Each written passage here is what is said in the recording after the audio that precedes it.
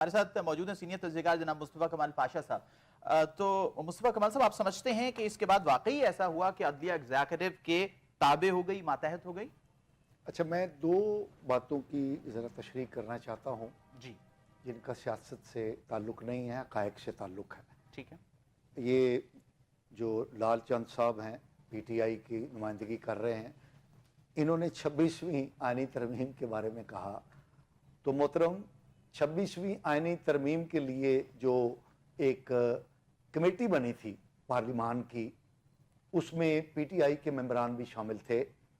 اس committee کے 10 اجلاس ہوئے، یعنی ترمیم کو، اس کے مسودے کو، اس کی نوک پلک سنوارنے کے لیے 10 میٹنگیں ہوئیں، جس میں سے 9 میٹنگوں میں پی ٹی آئی کے لوگ جو ہیں وہ شریک ہوئے۔ 10ویں جو آخری تھی اس میں پی ٹی آئی کے نمائندے شریک نہیں ہوئے۔ تو اس لیے یہ کہنا کہ یہ 26ویں آئینی ترمیم جو ہے یہ آئین کے خلاف ہے، یہ میرا خیال ہے ایک بالکل ایک درست بات نہیں ہے۔ میں احترام کے ساتھ یہ بات کہہ رہا ہوں۔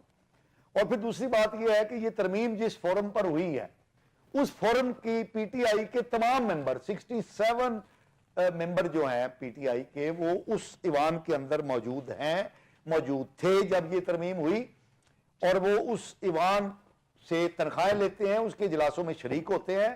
اور یہ شرمناک بات ہے کہ ایک طرف وہ اس ایوان کا حصہ ہے، اس سے تنخواہیں لے رہے ہیں، اس سے مراعات لے رہے ہیں، دوسری طرف اس کو کہتے ہیں کہ اس کی جو ہے نا وہ حیثیت کوئی نہیں ہے۔ یہ مطلب شرمناک بات ہے۔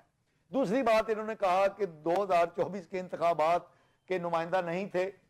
تو محترم، 2018 میں جس طرح انتخابات ہوئے تھے، جس طرح آر ٹی ایس بٹھا دیا گیا تھا، بالکل اسی طرح ہی 2024 میں الیکشن ہوئے۔ تو اب آپ روتے کیوں ہیں؟ 2018 میں بھی آپ نے ایسے ہی الیکشنوں کے ذریعے، ایسی ہی حرکتوں کے ذریعے جو ہے وہ حکومت حاصل کی تھی۔ تو اب آپ کو حکومت اگر نہیں ملی ہے تو یہ واویلا مچانا درست نہیں ہے۔ مصطفیٰ کمال پاشا صاحب، 2018 کا جو انتخاب تھا اس میں کوئی ایسی پارٹی نہیں تھی کہ جس کے پاس نشان نہ ہو، بڑی پارٹی کوئی ایسی نہیں تھی کہ جس سے الیکشن سے قبل نشان چھین لیا گیا ہو، درجنوں نشان اس کے امیدواروں کو الاٹ کر دیے گئے ہوں۔ تو یہ موازنہ اس لحاظ سے آپ سمجھتے ہیں کہ شاید درست نہ ہو؟ دیکھیں، بات یہ ہے کہ یہ جو ان کو نشان ان کا چھینا گیا تھا، یہ جو آئینی اور قانونی ذمہ داریاں تھیں ایک پارٹی کے طور پر، یہ پوری نہیں کر سکے، ان کا نشان چھن گیا۔ الیکشن نہیں کرا سکے اپنے، یعنی جعلی الیکشن ہی ہو، وہ بھی صحیح طریقے سے نہیں یہ کرا سکے، جس کی بنیاد پر ان کا الیکشن، ان کا وہ چھینا گیا۔ حالانکہ عدلیہ میں ان کی خاصی سپورٹ موجود تھی۔ یہ اپنا کیس کسی فورم پر بھی، یعنی یہ جو چھینا ہے نشان، یہ الیکشن کمیشن نے چھینا، تو ہم مان لیتے ہیں کہ الیکشن کمیشن ان کے خلاف تھا، لیکن عدالتیں تو ان کے خلاف نہیں تھی نا۔ یہ وہاں پر بھی اپنا پوائنٹ آف ویو جو ہے وہ ثابت نہیں کر سکے۔ اس لیے اگر ان کا نشان نہیں ملا تو یہ ان کی اپنی حماقتوں کی وجہ سے ان کو نہیں ملا۔ اب دوسرا اہم پوائنٹ جو ہے، جو آپ نے کہا کہ جو عدلیہ ہے وہ اس کے انڈر آ گئی ہے، تو پہلی بات یہ ایک میں علمی بات ہے، آئینی بات ہے، اس کا سیاست سے کوئی تعلق نہیں ہے۔ ٹھیک ہے۔ تو میں اس فورم کے ذریعے آپ کے ناظرین کو یہ بات سمجھانا چاہتا ہوں کہ یہ کہنا کہ عدلیہ آزاد ہے، عدلیہ پارلیمان کے اوپر ہے کہ نیچے ہے، یہ بالکل بے معنی سوال ہے۔ ایک بات یاد رکھیں، تمام ادارے، چاہے وہ عدلیہ ہے، چاہے وہ کوئی بھی ادارہ ہے، آئینی ادارہ جو ہے، اس کا جو تخلیق ہے وہ آئین نے کی ہے۔ آئین سے تمام ادارے جو ہیں وہ بنتے ہیں، اور عدلیہ بھی، سپریم کورٹ بھی انہی اداروں میں سے ایک ادارہ ہے۔ لیکن آئین کس نے بنایا ہے؟ یہ بات بڑی ٹھنڈے طریقے سے سمجھنے والی ہے، اور ونس اینڈ فار آل ہمیں یہ سمجھ لینا چاہیے کہ آئین جو ہے وہ مخلوق ہے، آئین خالق نہیں ہے۔ آئین کو تخلیق کس نے کیا ہے؟ پارلیمان نے۔ تو پارلیمان خالق ہے، کریٹر ہے، اور آئین جو پارلیمان نے بنایا ہے وہ مخلوق ہے۔ تو خالق ہمیشہ سپیریئر ہوتا ہے، پارلیمان سپیریئر ہے، آئین پارلیمان سے نیچے ہے۔ مصطفیٰ کمال صاحب، اور اگلی بات، پارلیمان کسی وقت بھی آئین کو تبدیل کر سکتی ہے، اور آئین میں ترامیم ہوتی ہیں۔ اور جو سپریم کورٹ ہے، جو عدلیہ ہے، وہ آئین نے کریٹ کی ہے۔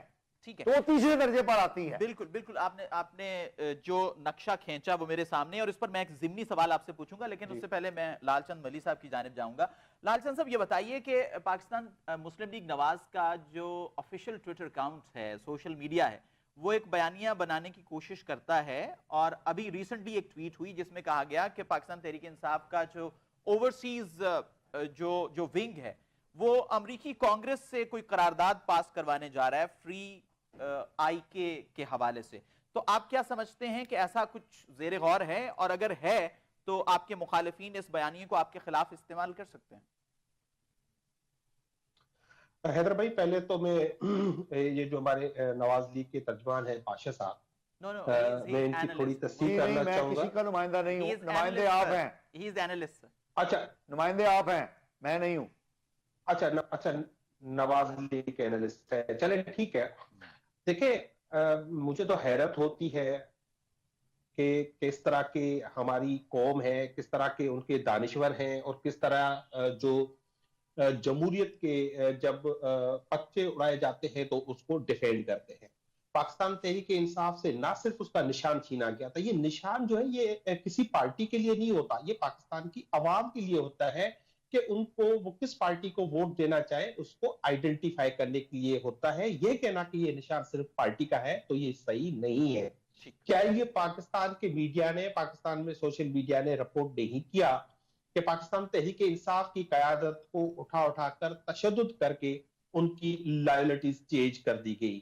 کیا ہمارے پروپوزر اور سیکریٹرز کو اغوا نہیں کیا گیا؟ کیا 8 فروری کو جب الیکشن ہو گیا تو پورے ملک میں ایک کرفیو کا جو نظام لاگو کیا گیا، آپ نے موبائل فون بند کر دیے، آپ نے RO آفیسز بند کر دیے، آپ نے ایجنٹس کو باہر نکال دیا اور بدترین دھاندلی کی.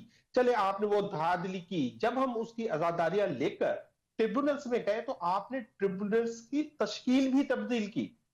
آپ نے جو قانون تھا اپنی چوری چھپانے کے لیے، اس قانون تک کو آپ نے تبدیل کر دیا، اور ایک ایسی پارلیمنٹ مورود وجود میں لائے کہ جو 70,000 سے، کیا آپ بھول گئے راول پنڈی کے کمشنر کا بیان جس نے یہ کہا تھا کہ جو 70,000 سے پی ٹی آئی کے جو کینڈیڈیٹ تھے وہ جیت رہے تھے، اور پھر ان کو ہم نے زبردستی ہرایا کسی کے حکم پر. اس دن کے بعد وہ آج تک وہ کمشنر صاحب گم ہے. کبھی سامنے لانے کا مطالبہ کیا ہے کسی نے کہ وہ سامنے آئے اور قوم کو بتائے کہ وہ ہوا کیا تھا؟ یہ پوری قوم جانتی ہے کہ اصل حقیقت کیا تھی. اب ایک ایسی پارلیمنٹ جو فارم 47 کے نتیجے میں وجود میں آئی ہو، ان کو تو بڑی ان کی تنخواہوں کی فکر ہے، جو جینیون بیچارے جیت کے آئے ہیں. یہ جو چور بیٹھے ہوئے ہیں ان کا تو یہ ذکر ہی نہیں کر رہے کہ ان کا تو ان پہ کوئی حق ہی نہیں تھا پارلیمنٹ میں آنے کا.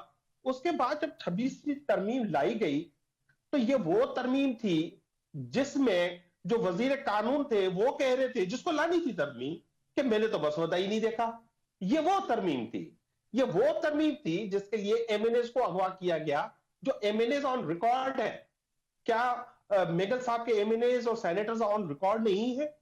کیا باقی ہمارے جو ایم این ایز 5 انہوں نے ڈیفیکٹ کرائے اور قاضی صاحب سے ایک فیصلہ کروایا 63A کا، کیا وہ کسی کے ریکارڈ پہ نہیں ہے؟